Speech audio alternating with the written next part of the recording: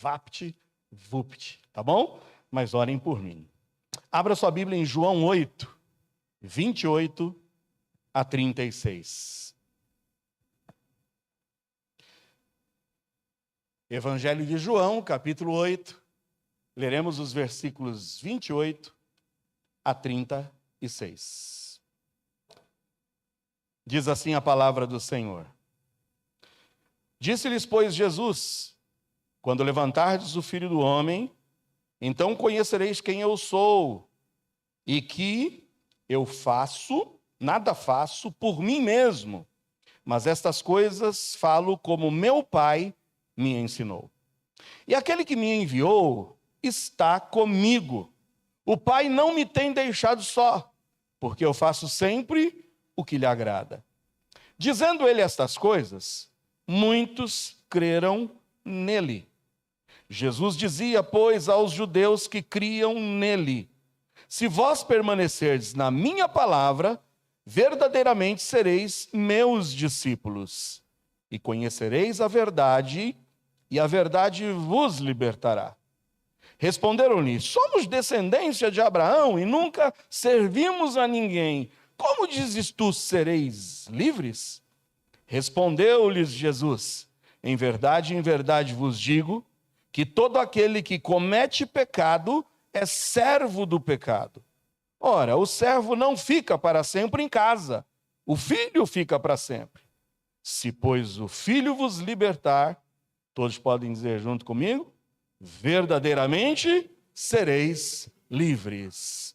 Obrigado, ó Pai, por mais uma vez termos o privilégio de nos reunirmos em torno da sua palavra e podermos extrair dela os teus ensinamentos.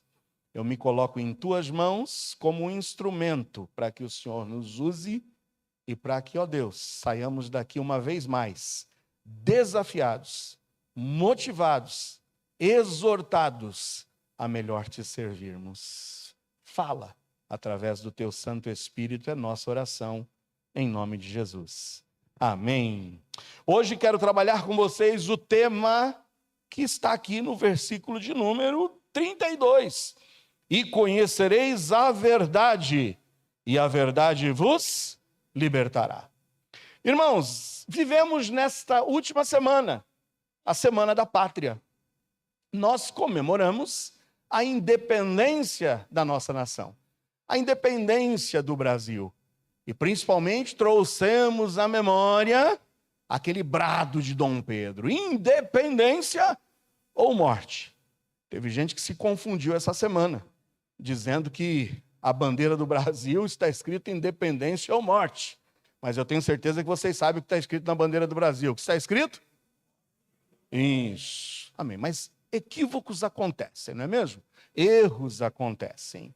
Mas quando eu olho para esse brado de Dom Pedro, independência ou morte, na quarta-feira mesmo aqui nós compartilhávamos isso na nossa reunião de oração. Independência é aquele estado ou condição ou caráter do que ou de quem goza de autonomia. Então, alguém independente é quem goza de autonomia, de liberdade com relação a alguém ou algo. Não há como falarmos de independência sem que não falemos de liberdade.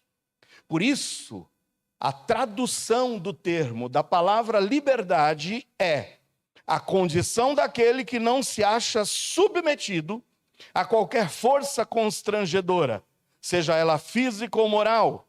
É a condição daquele que não é cativo ou que não é propriedade de outrem. Então, alguém livre é alguém que não está submetido a nenhum tipo de força constrangedora, seja física ou moral. É bom saber que todos nós estamos livres, embora o irmão Roberto queira que você vá lá trocar de lugar com alguém, né? Não, é brincadeira, né? A gente entendeu bem o que o irmão Roberto disse aqui no seu comunicado. Mas estar livre é não estar submetido a nenhuma força constrangedora. No entanto, o termo liberdade tem sido deturpado nos últimos tempos. A nossa geração contemporânea tem feito um mau uso da palavra liberdade. Muitos encaram que liberdade é fazer o que se quer, da forma que se quer e na hora em que se quer, na hora em que bem se entende. Confundem, infelizmente, liberdade com libertinagem. Confundem liberdade com falta de responsabilidade. Confundem liberdade com anarquia. Poder de agir no seio de uma sociedade organizada é o real sentido de liberdade naquilo que nos toca como cidadãos.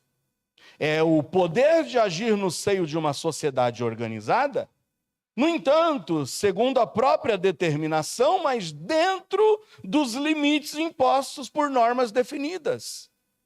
Quando alguém diz que a nossa liberdade tem limites, isso é real. Porque, meus amados irmãos, hoje mesmo, todos nós somos livres de estarmos aqui participando desse culto. Amém? Você entrou sem nenhum tipo de constrangimento. Mas existe aqui, dentro desse ambiente, algumas regras pré-estabelecidas. E que a nossa liberdade não nos dá o direito de infringir normas estabelecidas. É o que a gente faz quando pega o nosso carro e dirige. Infelizmente, tem gente que faz pouco caso das normas estabelecidas dentro da liberdade e do direito que nós temos de dirigir. E tem pessoas que dirigem embriagadas. Eu tive uma situação, há 2 semanas atrás, que me tirou do sério. Na IBD aqui, o irmão estava falando, teve irmão que testemunhou sobre situações que tiram a gente do sério. Eu estava parado, irmãos. Parado lá na Teotônio Vilela, semáforo fechado, parado, porque o semáforo fechado diz que você tem que fazer o quê? Parar. De repente, alguém colide na minha traseira. Graças a Deus que meu carro tem aquele, engate, né? Ah, meu Deus, aí eu desci, orando a Deus que me desse paciência. Mas quando eu desço, quem é que desce do carro de trás? Um senhor, cambaleando. Não porque ele estivesse tonto com o choque, mas cambaleando, embriagado. Aí eu falei, rapaz, você não está bem. Ele, de fato, eu não estou bem. Eu falei, rapaz, como que você faz isso? Como que você sai dirigindo um automóvel nessas condições? Coloquei a mão no ombro dele, e aí eu vi aquelas luzes piscantes, e eu falei, amém. Lá vinha 2 motocicletas da polícia militar. Eu acenei. Eles acenaram para mim. E foram embora. Falei, oh meu Deus do céu. Oh meu Deus do céu. E eu continuei com a mão no ombro dele, conversando, tentando conversar. Daqui a pouco vem novamente, piscando, e entra na marginalzinha da Teotônio Vilela. Agora era uma viatura. Eu falei, agora eles me ouvem. Ei, embriagado. E foram embora. Falei, o que eu posso fazer? Eu falei, ele pegou na minha traseira, mas ele podia pegar um motociclista? Ele poderia atropelar uma pessoa? Ele poderia trazer prejuízos maiores, mas eu falei, o que eu vou fazer? Nisso eu encostei a mão no peito dele e eu falei, vai embora. Quando eu fiz isso, eu me lembrei do que eu fiz com o irmão Daniel aqui, naquela mensagem. Eu só falei, vai, entra dentro do seu carro e vai embora. Só que ele estava tão bêbado que eu só fiz isso e ele cambaleou e caiu. Aí eu falei, meu Deus do céu, se vai passando agora o Embu-Guaçu, Flórida aqui, e uma das minhas ovelhas está dentro do ônibus, vai falar, olha, o pastor Joel está espancando um pobre homem na avenida. Irmãos, que situação. Eu falei, mas daí ele não vai sair. Não vai sair porque ele entrou na traseira do meu carro e o seu radiador furou. E todo o líquido dele foi embora. Mas eu estou falando só para ilustrar que liberdade tem limites. Amém ou não? Eu sou livre para dirigir o meu automóvel, mas dentro daquilo que é imposto pelas regras bem determinadas. Se tem um semáforo, a gente para. Se tem uma faixa de pedestres, a gente para. Se tem uma placa indicando velocidade máxima permitida, a gente tem que estar de acordo, porque senão eu vou ter que o quê? Arcar com uma sanção. Está lá, descascou um pouco o para-choque do meu carro, até porque ele colidiu, mas mesmo assim, deu ali uma trincadinha na pintura. Eu olho e eu falo, oh meu Deus, o que eu vou fazer? Deixa para lá, né? A gente arca com prejuízo, mas orando a Deus que a lição pelo menos sirva para um homem desse. 2 jovens foram, ainda deram uma lição de moral nele, que estavam ali. Como que o senhor sai dessa forma na rua? Não, eu sei, sabe nada. Mas liberdade, meus irmãos, é o poder de agir no seio de uma sociedade organizada, segundo a própria determinação, mas dentro dos limites impostos por normas definidas. Ninguém é livre para fazer o que bem quer, mas a nossa liberdade tem limites. No entanto, a passagem que nós lemos em João 8 nos remete para uma visão sobre liberdade, e que eu quero hoje compartilhar com vocês. A passagem lida foi um relato de João do diálogo de Jesus, das palavras de Jesus, onde Jesus nos fala de liberdade, demonstrando o agente a ser liberto, bem como o agente que traz liberdade. Fala sobre os efeitos da nossa liberdade e nos depara com a verdade. A verdade que é essencial para que de fato sejamos livres, sejamos independentes. No entanto, livres e independentes do pecado. Amém ou não? Livres, enfim libertos, enfim independentes e não escravizados e dependentes do pecado. A primeira grande verdade desse texto que eu quero compartilhar com vocês é a seguinte: o pecado escraviza. Eu repito, em primeiro lugar eu quero que você esteja atento e consciente de que o pecado escraviza. É Jesus quem diz isso no versículo 34 do texto que nós lemos. Respondeu-lhes Jesus: em verdade vos digo, que todo aquele que comete pecado é o quê? É o quê? Servo, escravo. E servo e escravo de quê? Do pecado. Irmãos, todos nós nascemos com a inclinação para o pecado. Não há dúvidas disso. Como por um homem entrou o pecado no mundo e pelo pecado veio a morte, visto que a morte passou a todos os homens, concluímos logicamente que todos pecaram. Romanos 5,12. Mas lá em Romanos 3,23 também está escrito que todos pecaram. E porque pecaram, destituídos, separados estão da glória de Deus. Palavras de Paulo corroboradas no capítulo 6, versículo 23, onde ele diz que o salário do pecado é o quê? A morte. Irmãos, todos nós nascemos com a inclinação para o pecado. E desde o momento em que nós nascemos, começa a ser travada uma grande batalha. Uma batalha entre o bem e o mal, entre o certo e o errado. Entre fazer a vontade de Deus e fazer nossa vontade. Essa é uma batalha real em nossas vidas. Abra aí sua Bíblia e veja o que diz em Romanos 7, 18 a 23. Romanos 7, 18 a 23. Porque eu sei que em mim, isto é, na minha carne, não habita bem algum.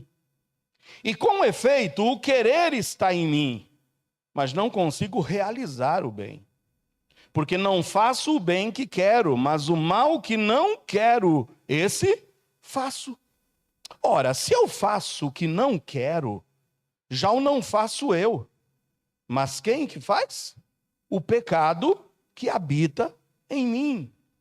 Acho então essa lei em mim, que quando quero fazer o bem, o mal está comigo. Porque segundo o homem interior, tenho prazer na lei de Deus.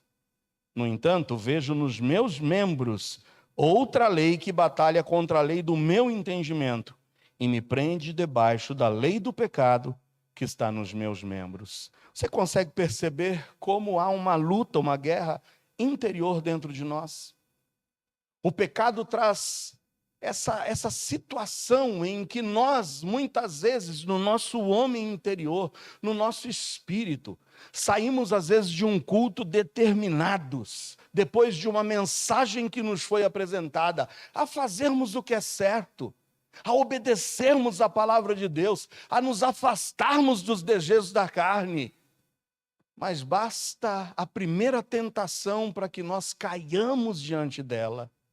Há uma guerra interior e o que mais é alimentado dentro de nós é o que vai fazer com que prevaleça.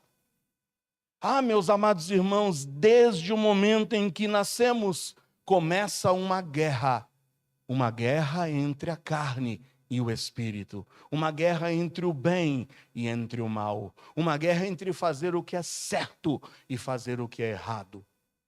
Como você tem conseguido se livrar de toda essa guerra interior que você tem travado? O pecado escraviza, porque o pecado trata de satisfazer os desejos e inclinações da carne. Há um livro cujo título é Cristianismo Básico, foi escrito por John Stott. E John Stott, no livro Cristianismo Básico, ele diz que o pecado não somente separa o homem, mas o pecado escraviza. O pecado, além de nos afastar de Deus, ele também nos mantém cativos, porque o pecado revela uma profunda e arraigada corrupção em nosso interior.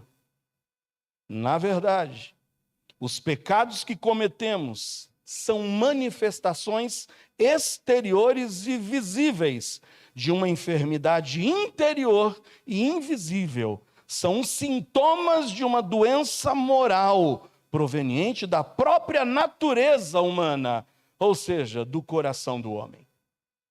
Veja as palavras de Jesus no Evangelho de Marcos 7, 21 a 23.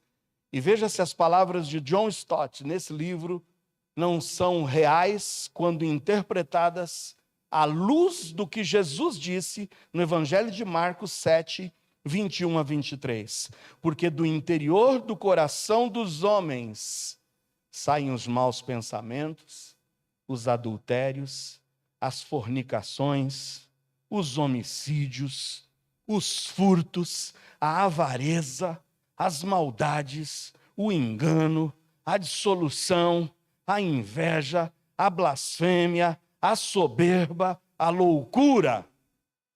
Todos esses males procedem de onde, meus amados irmãos? De dentro, e contaminam o homem. Todos os vícios que escravizam, todo sexo deturpado e distorcido que escraviza o homem, toda a mentira que escraviza o homem, a rebeldia, a inveja, a soberba, a maledicência, a ira, a amargura. Tudo isso provém do interior do homem, do coração do homem. E tudo isso contamina. Portanto, o pecado escraviza. E nós precisamos estar conscientes desse poder do pecado em escravizar.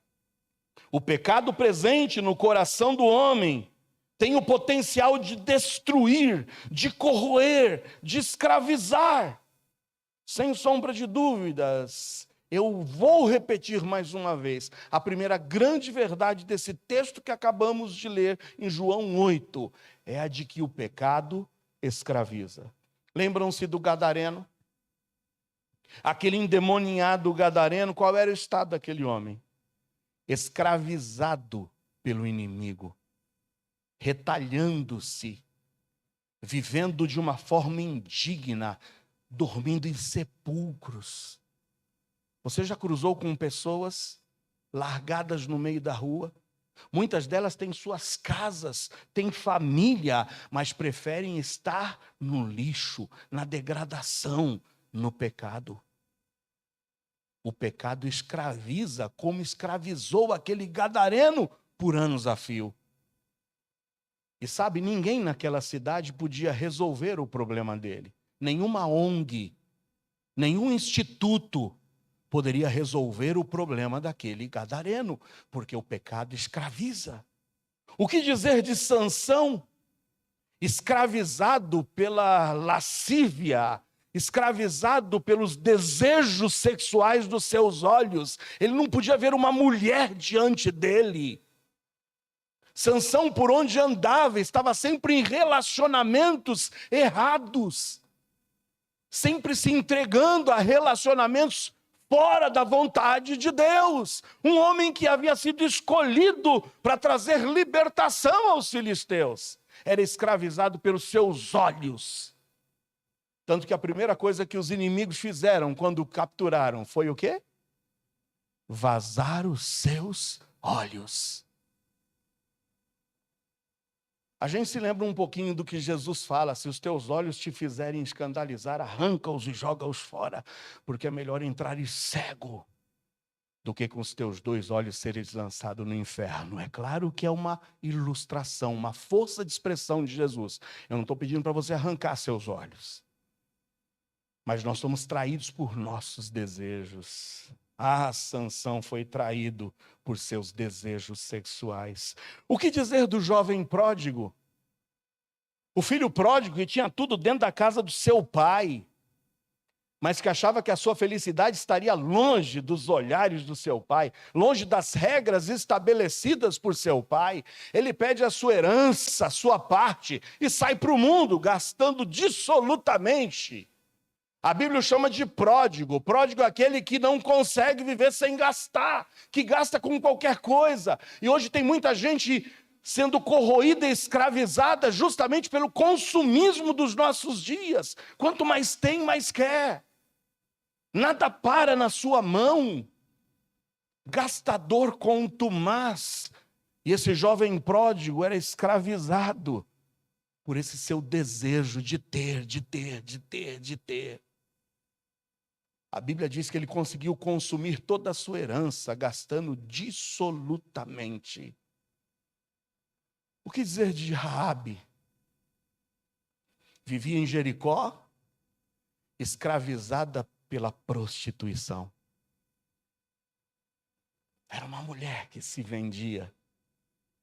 Era uma mulher insaciável. Uma mulher que usava a sua própria casa como um prostíbulo. Quantas pessoas não estão escravizadas também pelo sexo? O que dizer da samaritana, escravizada em relacionamentos, achando que um relacionamento traria solução e traria satisfação? E não foi 1, nem 2, nem 3, nem 4, foram quantos? 5. E continuava uma mulher vazia, uma mulher triste, uma mulher amargurada. Jesus disse: disseste bem, tiveste 5, e esse 6º com quem você está agora não é o teu marido. Quantas pessoas escravizadas em busca de relacionamentos. O que dizer de Judas? Escravizado por sua ganância? Caminhou com Jesus Cristo, fez parte do grupo seleto dos 12 apóstolos, mas sempre estava de olho na oferta que era lançada no gasofilácio. Queria dinheiro. Queria dinheiro. E tudo ele fazia por dinheiro. Meus amados irmãos, a primeira grande verdade que esse texto nos apresenta é de que o pecado escraviza. Eu não sei se você que aqui está hoje tem vivido uma vida escravo do pecado. Quantas vezes já tentou mudar de vida? Quantas vezes fez propósitos? Quantas vezes estabeleceu planos? mas fracassou e continua fracassando, porque, mais uma vez eu repito, o pecado escraviza. Se eu terminasse a mensagem somente com esse ponto, seria uma mensagem triste. Mas eu quero que você saiba que o pecado escraviza, mas a verdade liberta. Amém ou não? A verdade liberta. É o próprio Senhor Jesus que nos diz em João 8,32, no texto que nós lemos: conhecereis a verdade, e a verdade vos libertará. Num mundo de mentiras, num mundo de escravidão, nós precisamos de algo sólido, algo em que possamos nos apoiar. Eu me lembro do texto de João 18, 33 a 38. O último diálogo de Jesus com Pilatos. Veja em que consiste esse último diálogo de Jesus com Pilatos. Tornou, pois, a entrar Pilatos na audiência e chamou a Jesus e disse-lhe: Tu és o rei dos judeus? Respondeu-lhe Jesus: Tu disses isso de ti mesmo, ou disseram tu outros de mim? Pilatos respondeu: Porventura sou eu judeu? A tua nação e os principais sacerdotes entregaram-te a mim. Que fizeste? Respondeu Jesus, versículo 36. O meu reino não é deste mundo. Se o meu reino fosse deste mundo, pelejariam os meus servos para que eu não fosse entregue aos judeus. Mas agora o meu reino não é daqui. Disse-lhe, pois, Pilatos: Logo tu és rei? Jesus respondeu: Tu dizes que eu sou rei.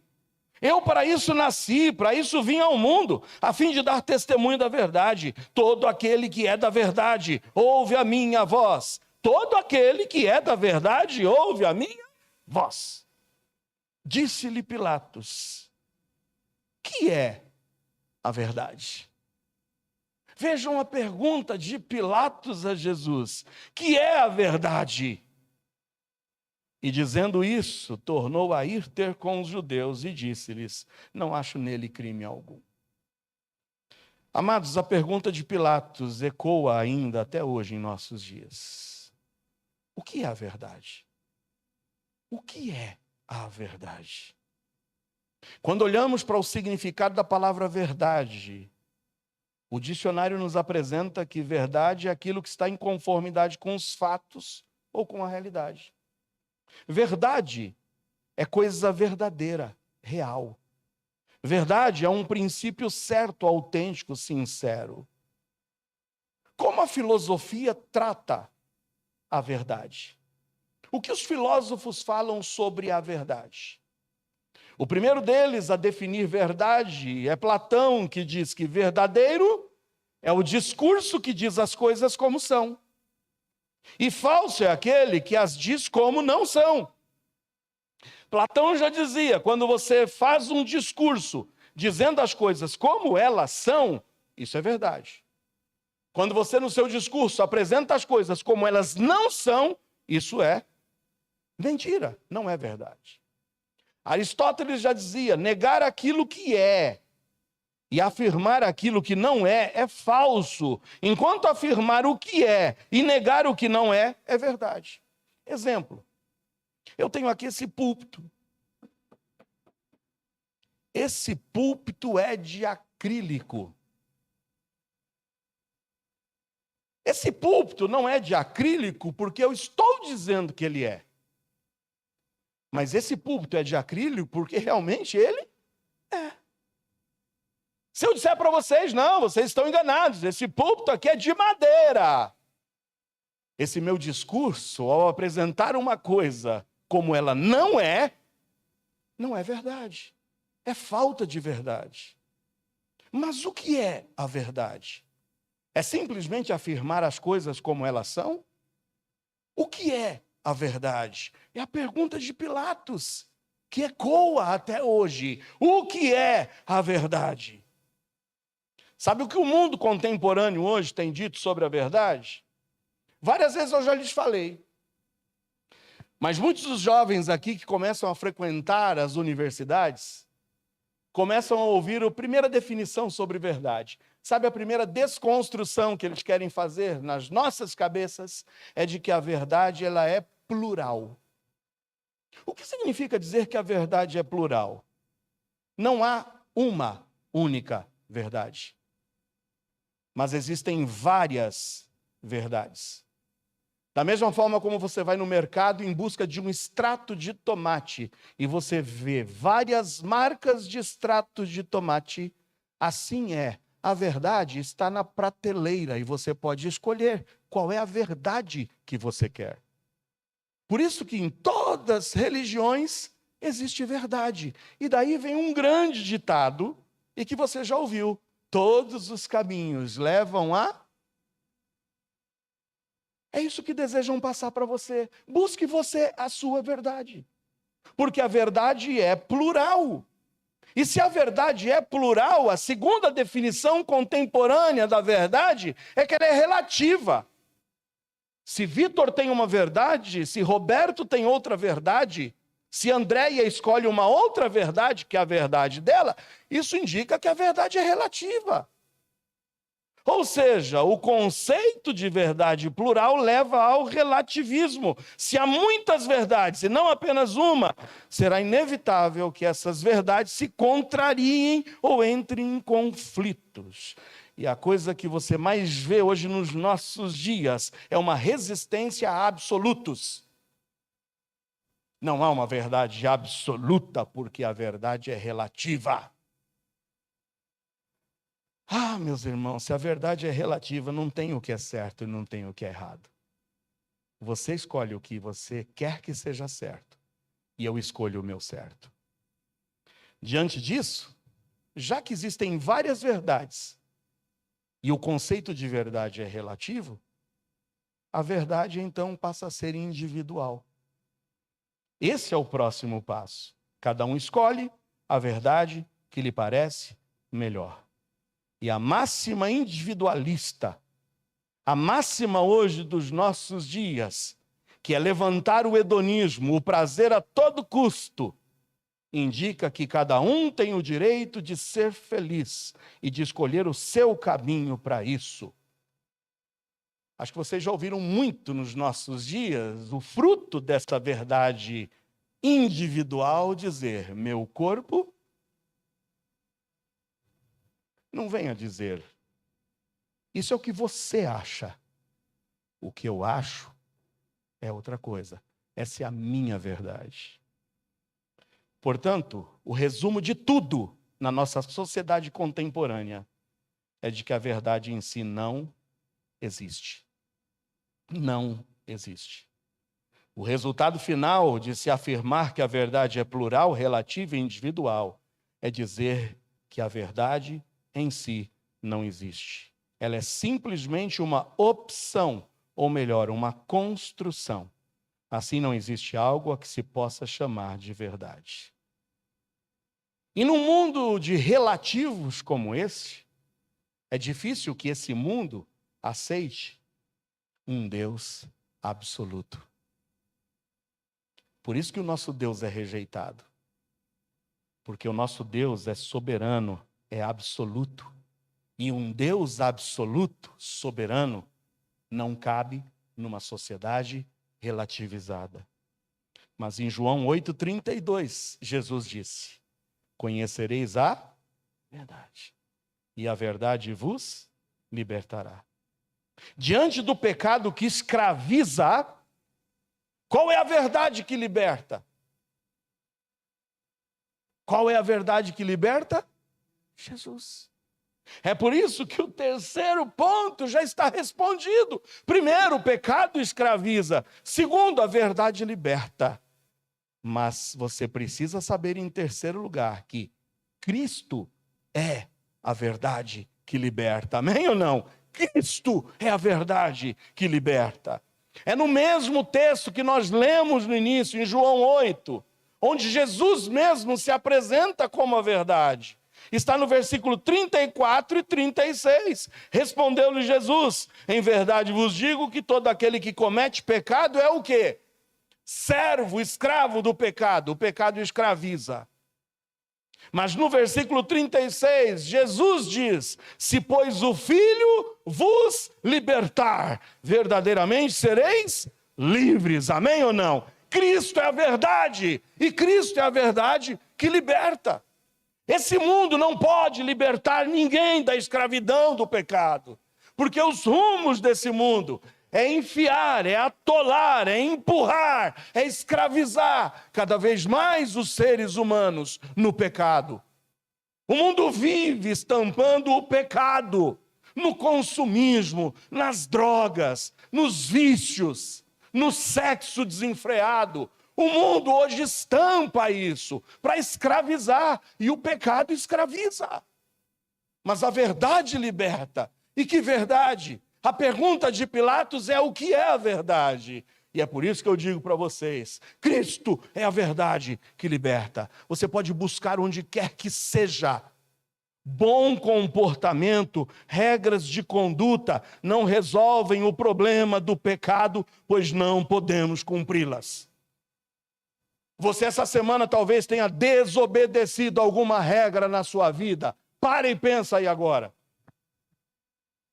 Por mais que você conheça as regras de conduta, por mais que você tenha sido desafiado, quem sabe essa semana você não cometeu um daqueles pecados? Se indignou, se irou. Esse aqui acabou de confessar para vocês: eu me irei. Todos nós, se acharmos que podemos nos libertar do pecado por regras de conduta, tira o seu cavalinho da chuva. Porque regras de conduta não resolvem o problema do pecado, pois não podemos cumpri-las. Mesmo que Deus nos diga claramente para não fazer alguma coisa, continuamos fazendo. Desobedecemos e desobedecemos de forma contumaz. Mudar simplesmente a nossa mente através de uma educação não é suficiente, porque a gente precisa de uma mudança interior, a mudança no nosso coração, amém ou não? Porque é lá no coração de onde vêm todas as coisas que nos levam para pecar. E se esse coração não for mudado, se esse coração não for transformado, continuaremos sendo escravizados pelo pecado. Sermões não adiantam. Por isso que simplesmente, seja presencialmente, ou seja aí, você me acompanhando pela internet, ouvir muitos sermões não vai mudar a vida de ninguém. Se essa palavra de Cristo não penetrar e mudar esse coração. A libertação do homem só pode vir por intermédio da consciência da obra redentora que envolve a ação conjunta de um Deus triuno em favor da libertação de todo aquele que crê. Eu vou dar 3 textos para vocês e veja como a obra de libertação do ser humano, da escravidão do pecado, não é obra de um Deus triuno. Veja o que nos diz Jeremias 10:10. Em Jeremias 10:10 lemos: mas o Senhor Deus é o quê? Eu não ouvi. Mas o Senhor Deus é a verdade. Quem é a verdade? Deus. O Senhor Deus é a verdade. Ele mesmo é o Deus vivo e o Rei eterno. No seu furor treme a terra e as nações não podem suportar a sua indignação. Deus é a verdade. Amém ou não? Mas veja o que diz em João 14:6. Em João 14:6 é o próprio Jesus quem diz: disse-lhe Jesus, eu sou o caminho e a vida. Ninguém veio ao Pai senão por mim. Cristo é a verdade, amém ou não? Deus é a verdade, Cristo é a verdade. Mas veja o que nos diz em João 15:26. Mas quando vier o Consolador, que eu da parte do Pai vos hei de enviar, aquele Espírito da... Espírito da verdade, que procede do Pai, testificará de mim. Você nota a ação de um Deus triuno? Quem é a verdade? Deus é a verdade. Cristo é a verdade. O Espírito Santo é a verdade. O Deus triuno é a verdade absoluta. Amém ou não? Por isso que quando esse mundo diz que a verdade é relativa, é plural, é individual, não existe. Isso vai contra os ensinamentos dessa palavra, porque há uma verdade absoluta e essa verdade é Deus. Louvado e bendito seja o nosso Deus. A verdade e a verdade que liberta. Se você quer libertação para a sua vida, só há um meio. É você se encontrar, se deparar com a verdade.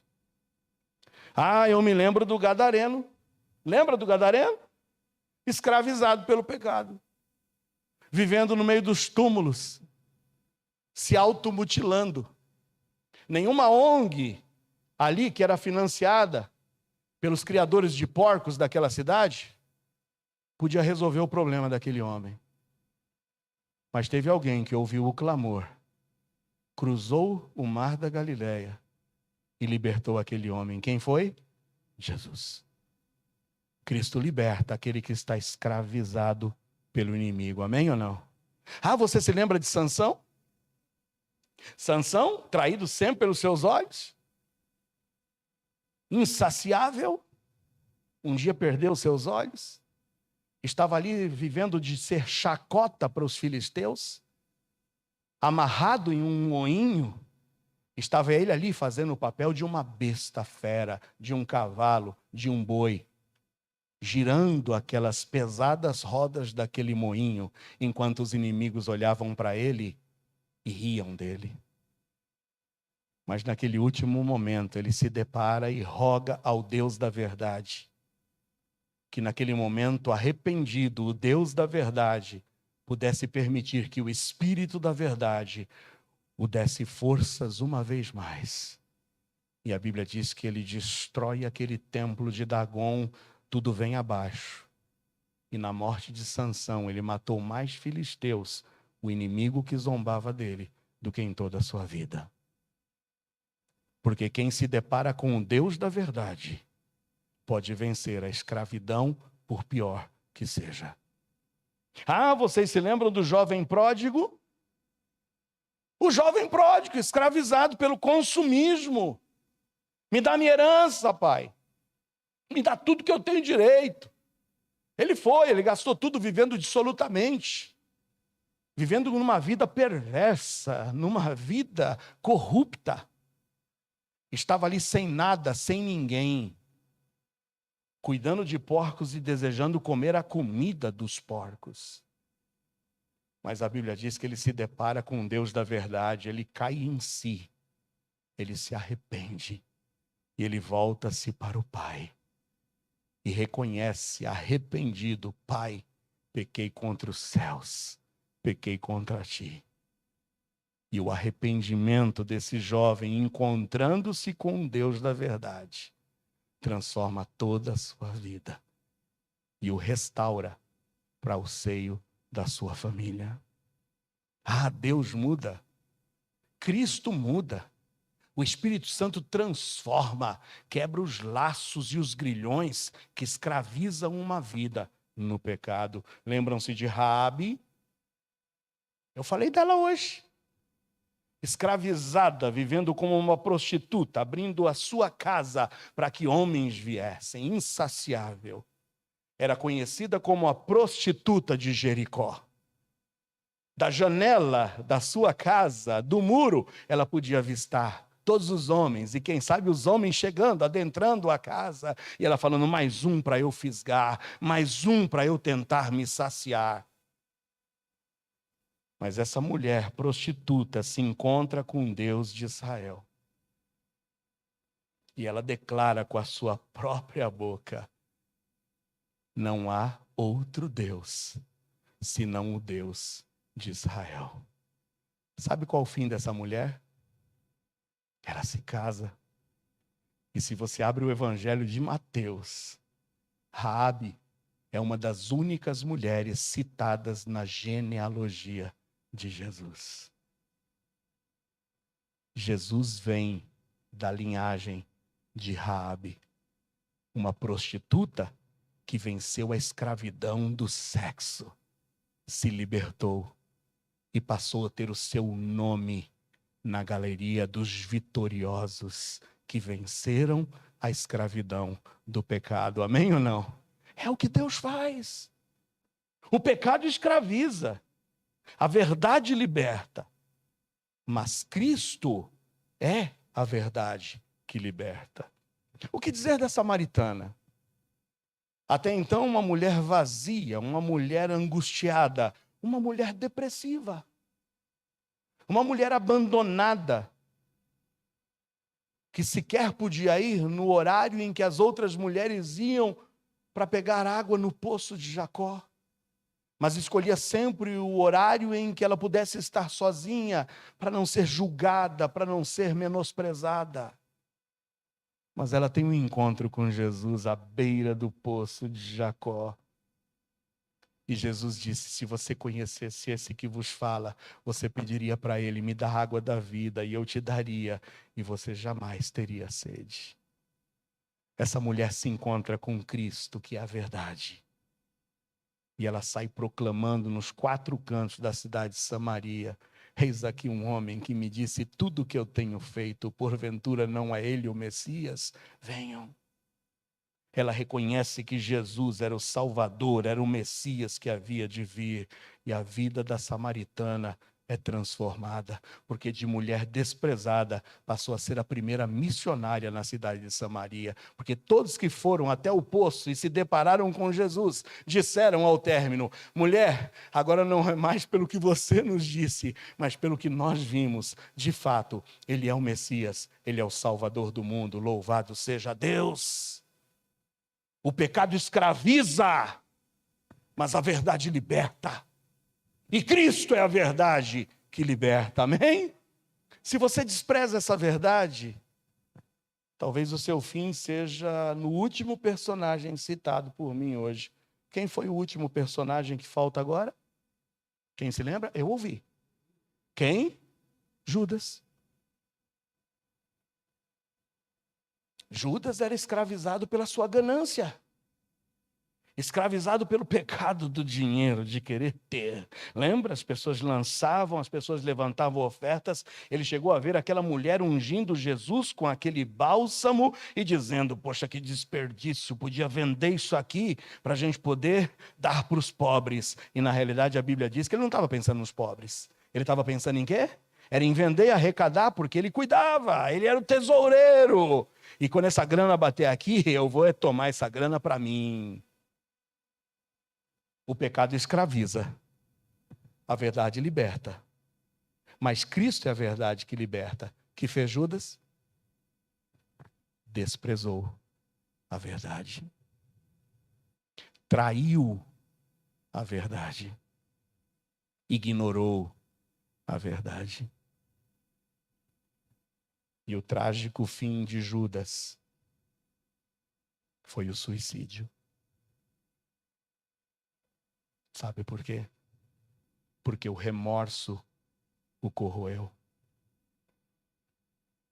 Se ele se arrependesse, o destino poderia ser outro. Judas desprezou a verdade.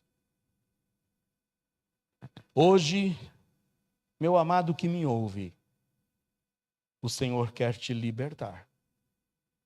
E quer transformar por completo a sua vida, porque Ele é a verdade.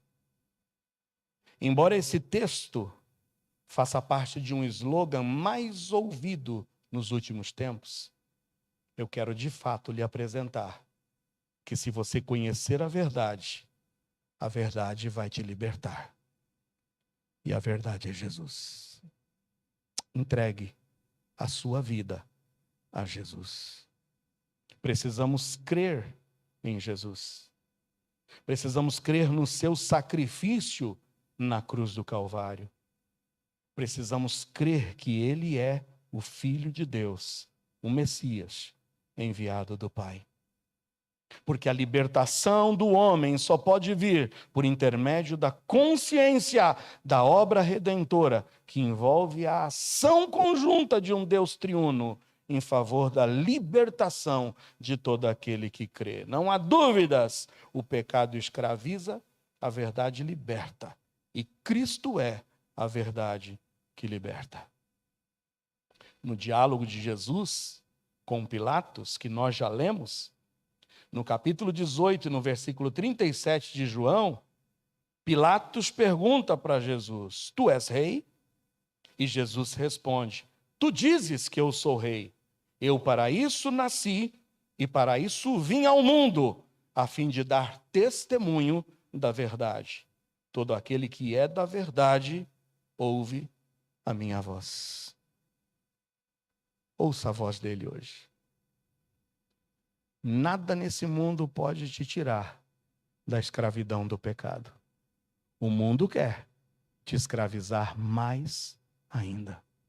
O pecado quer te levar para o fundo do poço. Mas hoje Cristo, conforme as palavras dele mesmo, ele afirmou em João 14,6, eu sou o caminho, a verdade e a vida. Ele é o caminho porque não há atalhos.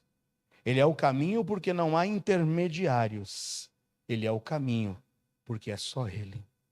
Ele é a verdade, porque ainda que num mundo de pluralidade, de conceito de verdade individual, onde cada cabeça rege a sua sentença, Cristo é a verdade absoluta.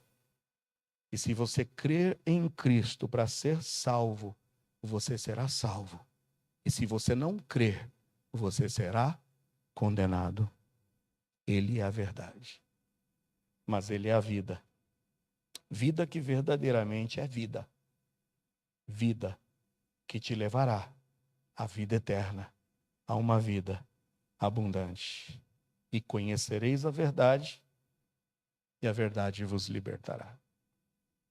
Eu concluo a mensagem de hoje dizendo que nessa semana, sim, nós comemoramos a independência do Brasil. A frase marcante dessa Semana da Pátria é: independência ou morte. Nós exaltamos na Semana da Pátria a nossa liberdade. Mas liberdade nós vimos que é condição daquele que não se acha submetido a qualquer força constrangedora, seja ela física ou moral. É a condição daquele que não é cativo ou que não é propriedade de outrem.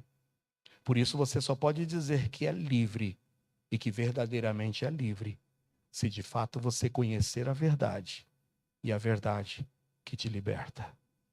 A passagem onde Jesus se apresenta como a verdade nos demonstra o agente libertador, a verdade.